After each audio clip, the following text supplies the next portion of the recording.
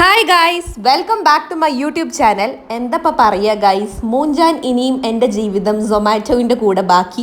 വീണ്ടും ഒരു സൊമാറ്റോ മൂഞ്ചൽ കഥയുമായിട്ടാണ് ഞാൻ ഇന്ന് വന്നിരിക്കുന്നത്. കുറച്ച് ദിവസം മുന്നേ സംഭവിച്ച മൂഞ്ചൽ നിങ്ങൾ കണ്ടിട്ടുണ്ടാവുമല്ലോ. കണ്ടിട്ടില്ലെങ്കിൽ പോയി കാണണം. ഓക്കെ, ഇത്തവണത്തെ വിറ്റ് എന്തായിരുന്നു എന്ന് വെച്ചാൽ, രാത്രി ആയപ്പോൾ ഫുഡ് സൊമാറ്റോന്ന് ഓർഡർ ചെയ്യാന്ന് വെച്ചു. അങ്ങനെ നമ്മൾ ചപ്പാത്തി, തന്തൂരി റൊട്ടി, കാജു മസാല ആൻഡ് പാലക് പനീറായിരുന്നു ഓർഡർ ചെയ്തത്. ഈ തോൽവി കംപ്ലീറ്റ്ലി സൊമാറ്റോവിൻ്റെ മണ്ടയ്ക്ക് ഇടാൻ പറ്റില്ല. ഞാനും സൊമാറ്റോവും ഈക്വലി റെസ്പോൺസിബിൾ ആണെന്ന് പറയേണ്ടിയിരിക്കുന്നു ഗൈസ്. കാരണം എന്താന്ന് ഞാൻ പറയാം. എപ്പോഴും ഞാനാണ് വീട്ടിൽ ഫുഡ് ഓർഡർ ചെയ്യാറ്, ഞാനാണ് എല്ലാം തപ്പി നോക്കി ചെയ്യാറ്. ആ ക്രെഡിറ്റ് ഞാൻ വേറെ ആർക്കും കൊടുക്കില്ല ഗൈസ്, എനിക്ക് സ്വന്തമായിട്ടുള്ളതാണ്. കാരണം ഞാനാണ് ഏത് ഹോട്ടലിലാണ് എത്ര ഓഫർ കിട്ടുന്നുണ്ട്, നമ്മൾ ഇതുവരെ കഴിക്കാത്ത ഏതൊക്കെ ഡിഷാ എല്ലാം നോക്കിയിട്ട് ഞാനായിട്ട് ഓർഡർ ചെയ്യാറ്. ആൻഡ് എൻ്റെ ഓർഡറിങ് എല്ലാ സമയം സക്സസ് ആവുന്നതാണ്. പക്ഷെ ദിസ് ടൈം ചെറുതായിട്ടൊന്ന് മൂഞ്ചിപ്പോയി ഗൈസ്. അത് ആദ്യമായിട്ടാണെന്ന് പറയാം. കറി വാസ് ഓക്കെ കേട്ടോ, എല്ലാവർക്കും തികഞ്ഞു. പക്ഷെ തന്തൂരി റൊട്ടി ആൻഡ് ചപ്പാത്തി ഞാൻ എല്ലാവർക്കും എത്ര വേണമെന്ന് ചോദിച്ചിട്ട് പ്ലസ് എക്സ്ട്രാ 2 റൊട്ടീസ് ഓർഡർ ചെയ്തിട്ടുണ്ടായിരുന്നു.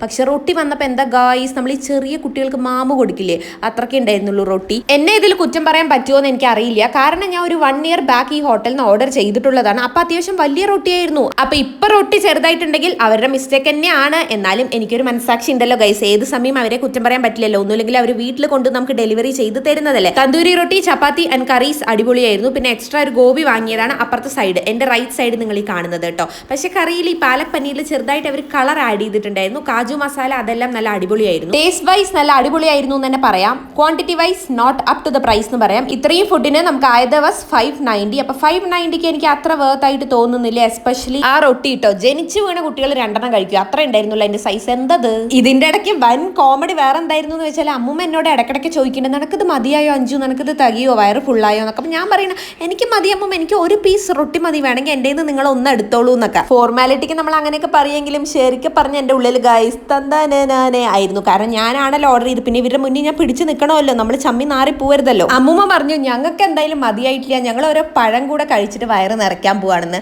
അപ്പം ഞാനാണെങ്കിൽ ശരി നിങ്ങൾ കഴിച്ചോളൂ എന്ന്. അങ്ങനെ എൻ്റെ റൊട്ടി കഴിയേണ്ട താമസം ഞാൻ പറഞ്ഞു, അമ്മൂമ്മ ഞാൻ പോയിട്ട് റാഗി ദോശ ചുട്ടിട്ട് വരാമെന്ന്.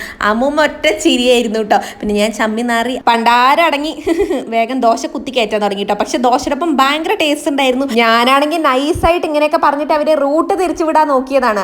അമ്മൂമ്മയും ബാപ്പു ആണെങ്കിൽ ഇനിയിപ്പോ നടക്കാൻ അങ്ങനെയൊക്കെ പറയാലോ, വീണടത്തിനെ വിഷ്ണു ലോകം ആക്കി. നീ പാപ്പുണ്ടല്ലോ അതിന്റെ ഇടയിൽ കൂടെ ഗോൾ അടിക്കാൻ നിൽക്കുകയായിരുന്നു. അവൻ പറയണേ ഇനി ഒരുപാട് കിടന്ന് ഉരുളണ്ട, നീ റാഗി ദോശ വേഗം കുത്തിക്കയറ്റാം. പിന്നെ ഞാൻ ആരുടെ മുഖം നോക്കിയില്ല ഗൈസ്, മടമടാന്ന് കയറ്റി. ഈ മൂഞ്ചൽ സ്റ്റോറി ഇവിടെ അവസാനിക്കുകയാണ്. With love, Anju and Zomato.